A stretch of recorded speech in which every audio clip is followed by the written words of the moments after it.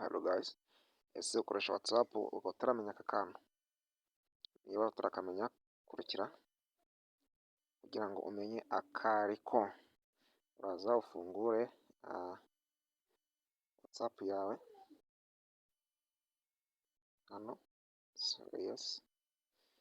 urazi hano iyo ugiye muri status zawe, ugiye muri status, ugiye gukora kwandika status, uploading status zawe, sikuza hano, kanda ahangaha ugiye kuyishyiramo, kanda urugero dushyiramo maybe for example dushyiramo wenda kadushyiramo iyi ngiyi. Urabona aka kantu kari hano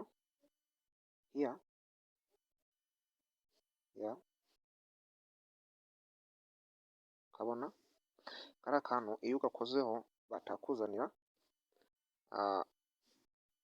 indirimbo nyinshi, ukaba washyiramo nk'indirimbo ku ifoto yawe. For example urayicuranga ukumva iyo ariyo, kadufate nk'iyi warangiza icyo ukora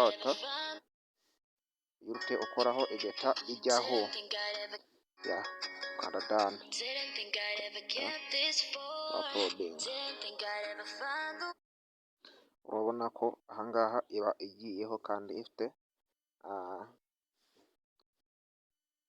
iriho n'iriya ndirimbo. Gusa ko zino WhatsApp wari usanzwe muri phone yawe ntabwo byakunda, isa kubanza wayapudetinga kugira ngo ubone ko kariya kantu gashasha WhatsApp yazanye.